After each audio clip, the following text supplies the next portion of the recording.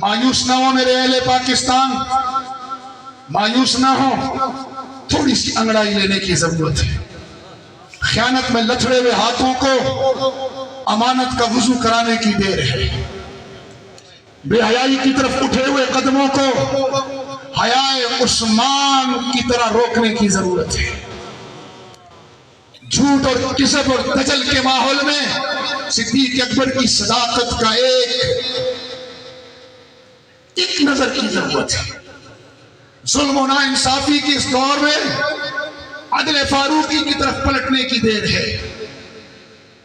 میں مانتا ہوں میرا ملک شدید سیاسی انتشار کا شکار ہے، میں حجرے میں بند نہیں، حقائق سے آنکھیں بند کر کے نہیں بیٹھا، مجھے پتا ہے میں شدید قسم کی معاشی بدحالی میں مبتلا ہوں۔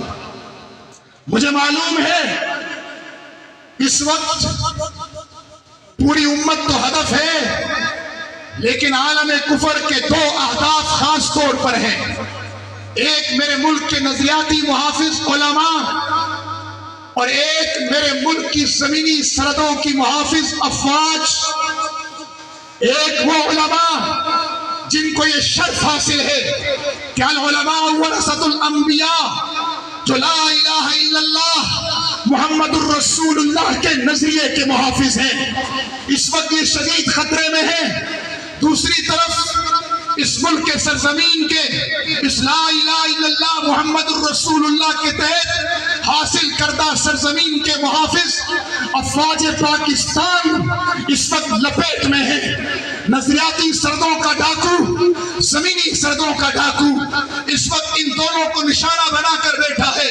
اسے معلوم ہے اسلام کو گالی دوں گا تو منہ توڑ دیا جائے گا، وہ اسلام کے چوکیداروں علماء پر بھونک رہا ہے، ان پہ تبرہ کر رہا ہے۔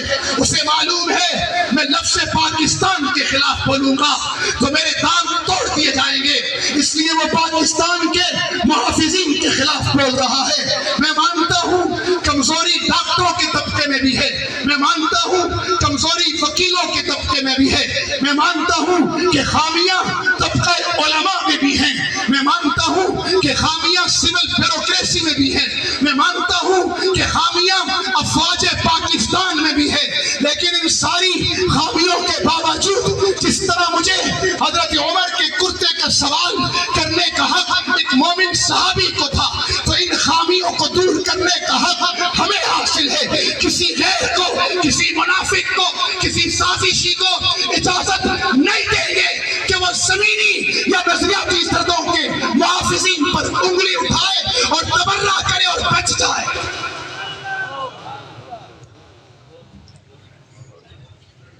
تمام تر خرابیوں کے باوجود میری سرزمین کراچی سے کشمیر تک، دارالعلوم بن نوری ٹاؤن فاروقیہ سے لے کر خیر المدارس تک، دارالعلوم کبیروالا تک، دارالعلوم کبیروالا سے لے کر تمام مدارس دینیہ، تمام مسائل کے حقہ کے مدارس دینیہ، کراچی سے لے کر گلگت کشمیر کے پیکی تک قال اللہ و قال الرسول کے نعروں سے گونج رہے۔ تمام تر خرابیوں کے باوجود میری ماں کی کوکھ پانچ نہیں ہوئی، تم میرا منفی رخ دکھا کر قوم کو مایوس کر رہے ہو کہ مسجد کے باہر سے چپل چوری ہو گئی۔ بھائی مانو تمہارے لیے یہ خبر ہے، میں مانتا ہوں اس کمی کو دور کریں گے، لیکن جس نے 4 کروڑ کی مسجد بنائی وہ بھی اسی معاشرے کے نیک لوگ ہیں۔ میرے معاشرے کا منفی رخ دکھاتے ہو کہ زخمی کی گھڑی اتار لی گئی، میرے معاشرے کا وہ مثبت رخ میں نے خود دیکھا ہے۔ جب زلزلے اور سیلاب میں کراچی سے لے کر قوم گلگت و کشمیر تک سیسا پلائی دیوار بن گئی تھی، جس نے کشمیر جو ارض الاشجار والانہار والعیون ہے، جو چشمے اور نہروں کی دھرتی ہے، کراچی سے لوگوں نے منرل واٹر کے ٹرک روانہ کیے، گجرانوالہ سے کیے، پنڈی سے کیے۔ میری نظر اپنی قوم کے ان حوصلوں پر ہے۔ تم میری قوم کو مایوسی میں مبتلا کر رہے ہو کہ انڈیا نے G20 کر لیا، وہ بنگلور کو آئی ٹی مرکز بنا دیا. خوش فہمی میں مت پڑنا. اسلام اور پاکستان کے دشمنوں، یہ ٹیکنالوجی ہمارے لیے بن رہی ہے انشاءاللہ. جیسے وہ ٹیکنالوجی اسٹوڈنٹ کے ہاتھ آئی، یہ ٹیکنالوجی ہمارے ہاتھ آئے گی انشاءاللہ. 2018 میں کہا تھا نا کہ کم من فئۃ قلیلۃ غلبت فئۃ کثیرۃ باذن اللہ ہوگا. کہا تھا وَأُخْرَىٰ تُحِبُّونَهَا نَصْرٌ مِّنَ اللَّهِ وَفَتْحٌ قَرِیب. نہ میں نجومی ہوں کیونکہ میرا نبی نجومی نہیں تھا، نہ میں کاہن ہوں کیونکہ میرے نبی کاہن نہیں تھے، نہ میں جادوگر ہوں کیونکہ میرے نبی جادوگر نہیں تھے.